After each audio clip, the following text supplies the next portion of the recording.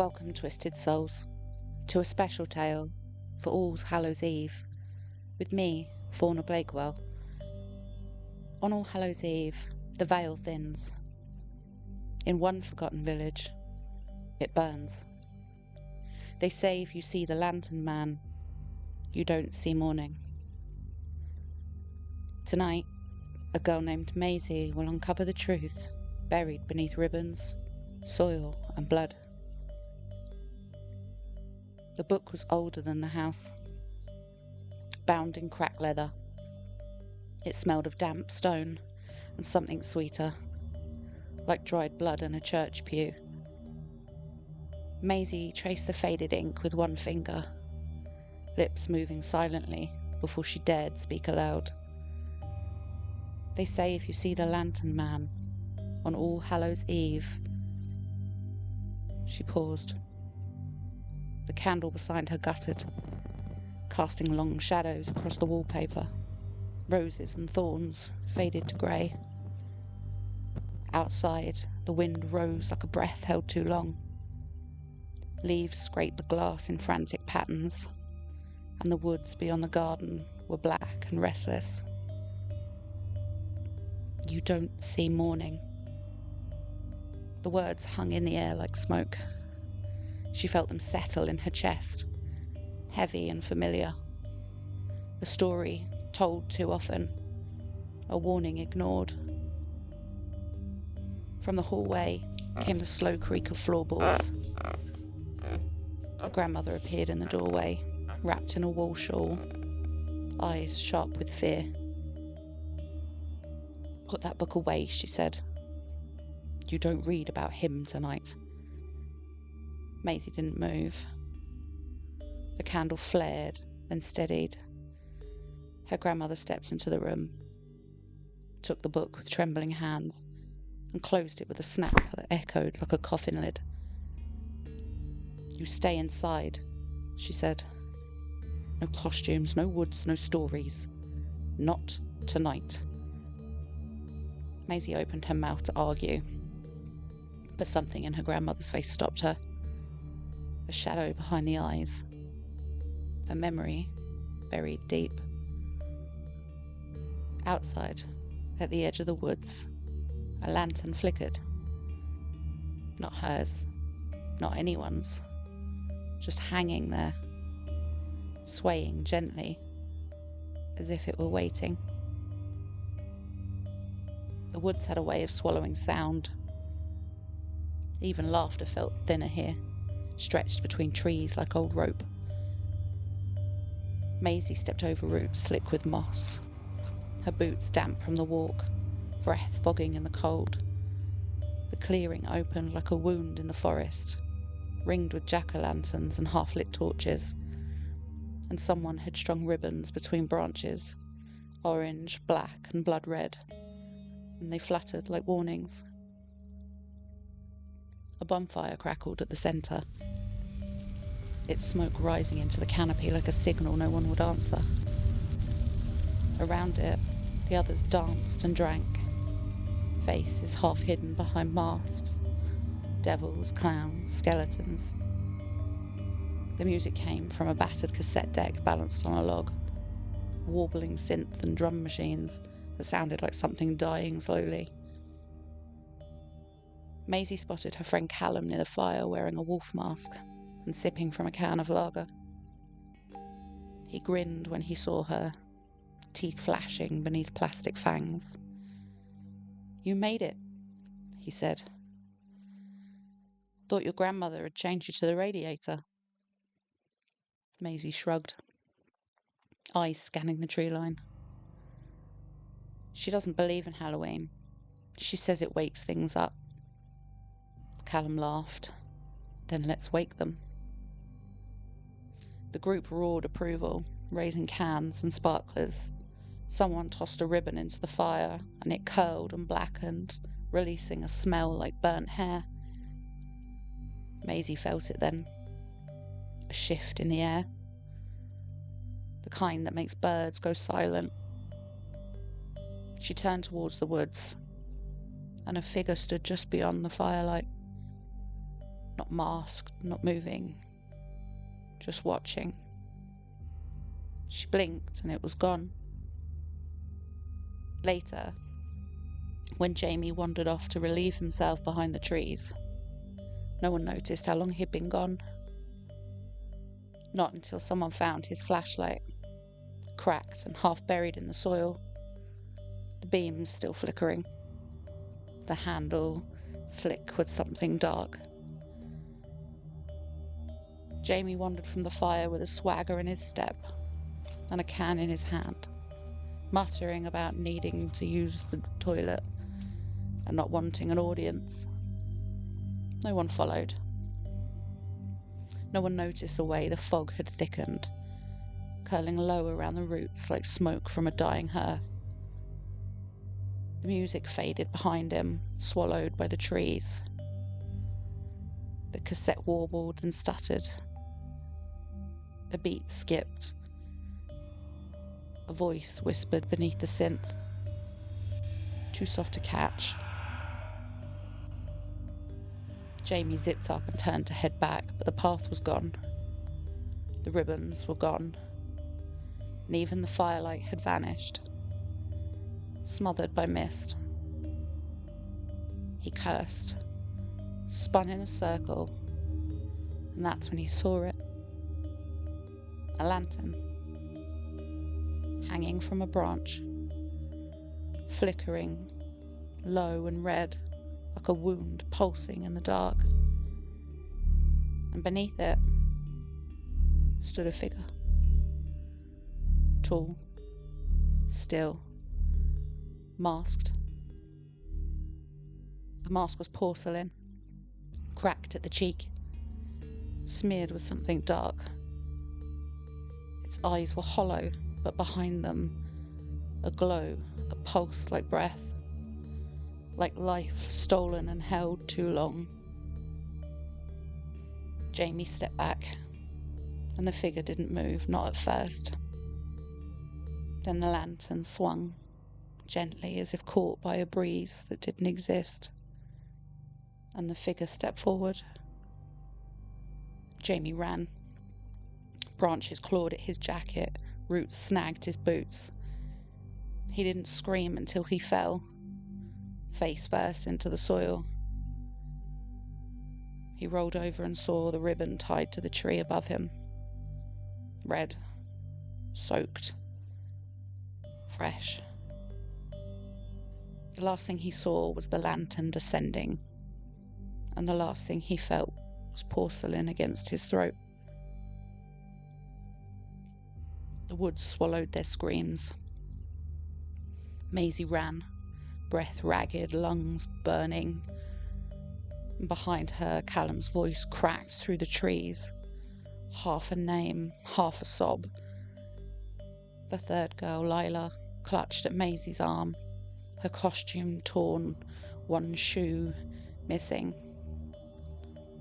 The bonfire was gone, music was gone, and only the fog remained, thick as wool, curling around their legs like something alive. They didn't speak, there was no need. The silence between them was louder than words. Each step deeper into the forest felt wrong, like walking into a mouth that had already decided to close. Then through the mist, the chapel appeared, a ruin of stone and ivy, hunched like a forgotten god. Its windows were shattered, its roof half collapsed. Ribbons hung from the trees around it, black and red. Maisie hesitated at the threshold. The door was gone, but the frame remained, carved with symbols she didn't recognize. Circles within circles, lines like veins, a lantern etched into the lintel. She stepped inside. The floor was uneven. It was littered with broken pews and rotting hymnals. At the far end, where the altar should have been, stood a stone basin filled with soil. Not earth. Soil. Dark. Clotted. Streaked with something that shimmered red in the candlelight. Lila whimpered. Callum knelt beside the basin, fingers brushing the surface. "It's warm," he said. Maisie turned away. Her eyes caught something beneath the rubble. A torn scrap of cloth. Familiar. She pulled it free. It was a robe. Her family crest stitched into the collar. A lantern. A ribbon. A name. Her grandmother's name. The symbols on the walls pulsed. The fog thickened, and from somewhere below, a door creaked open. The door beneath the altar was nothing more than a hatch. Wood swollen with age, iron hinges rusted to flake. Maisie hesitated, hand trembling on the latch. The symbols carved into the frame pulsed faintly, as if remembering her touch. Behind her, Lila sobbed quietly. Callum was silent, staring at the soil basin like it might speak. Maisie opened the hatch. The stairs were narrow, carved from stone. The air grew colder with each step, thick with the scent of damp earth and candle wax. At the bottom, the cellar opened like a tomb. Low ceiling, walls lined with lanterns, each one lit, and each one flickering red. In the centre stood a table. Upon it, a journal. Photographs curled at the edges. A mask, porcelain, cracked at the cheek. Maisie stepped closer. The journal bore her family name. She opened it, and the ink was faded. Chosen, bound, buried, lit from within. Each entry told of a pact made long ago, a curse passed down, one child taken every generation, one bearer of the lantern. Her uncle's name appeared again and again. Thomas, presumed dead, lost to the woods. There was a sound behind her, a breath, a voice. "You were meant to forget." She turned. He stood in the shadows, mask aglow, robes streaked with soil and blood. His voice was wrong, too slow, too deep, like it came from beneath the ground. The lantern burns what it touches, but it remembers, and it remembers you. Maisie couldn't speak. The mask tilted. The lanterns flared and the cellar pulsed with heat and memory. "You carry the mark," he said. "You carry the soil." She looked down and her hands were stained. Her boots soaked. The soil had risen. The pact had awoken. The cellar pulsed with heat. The lanterns flared red and white, and then something beyond colour, like bone-catching fire.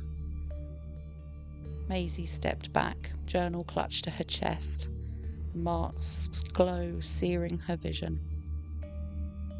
Her uncle, Thomas, stood still. "You were meant to carry it," he said. "But you ran." Maisie's voice cracked. "You were dead." He tilted his head. The mask groaned with the movement. "I was buried. There's a difference. The soil at her feet began to rise slowly, deliberately, curling around her boots and pulling at her ankles. She dropped the journal and reached for the nearest lantern. Its handle rusted and hot. It burned her palm, but she daren't let go. "You lit the path," he said. "Now you walk it." Maisie swung the lantern. It shattered against the mast, shards slicing porcelain and flesh. He staggered. She ran. Up the stairs, through the chapel. The fog parted like breath. She grabbed a torch from the wall, plunged it into the basin of soil. It hissed and screamed, and the chapel trembled. She lit the curtains, the pews, the altar, and the fire spread fast, hungry. The symbols on the walls writhed in the heat, bleeding wax and ash. And behind her the cellar roared, and a voice rose with it. Not human, not whole. The lantern burns, but it remembers. Maisie stumbled into the clearing, smoke trailing her like a veil. The others were gone. The woods were silent. The chapel burned behind her, flames licking the sky, casting shadows that danced like the old gods. She collapsed at the edge of the trees. Journal pressed to her chest, blood on her hands, soil in her hair. Fire crackled. The mask lay in the dirt, half melted. The fire had burned through the night, and by morning the chapel was nothing but ash and stone, its bones blackened. Smoke curled into the pale sky like a prayer that nobody answered. Maisie sat at the edge of the clearing, knees drawn to her chest, her hands blistered. The woods were quiet now. No birds, no wind, just the hush of something. She didn't cry, not yet. The grief hadn't found its shape, but it hung around her like fog, heavy and formless. The police arrived just after sunrise. Flashing lights and questions, tape strung between trees like new ribbons. She answered what she could. She lied where she had to. They didn't ask about the lantern. They didn't see it. But she did. In the ruins. Half buried in soot and stone. Still lit. A glow that pulsed like memory. She didn't touch it. She didn't speak. She just watched. And as the fog began to rise again, she heard the voice. Not loud, not near, but inside, beneath the skin. The lantern burns, but it remembers. She stood, journal tucked beneath her arm. Her boots left prints in the ash. And behind her the lantern flared once, and then dimmed. Not out. Never fully out. Just waiting. Beneath the root, beneath the rain. He waits in ash. He waits in pain. A mask of bone, a robe of thread. He walks where soil remembers dead. One child marked, one name erased, one lantern lit, one pact embraced. The blood runs warm, the ribbon binds. The curse is old, it never minds. He does not sleep, he does not fade. He burns beneath the vows we made. And when the wind begins to moan, he finds the ones who walk alone.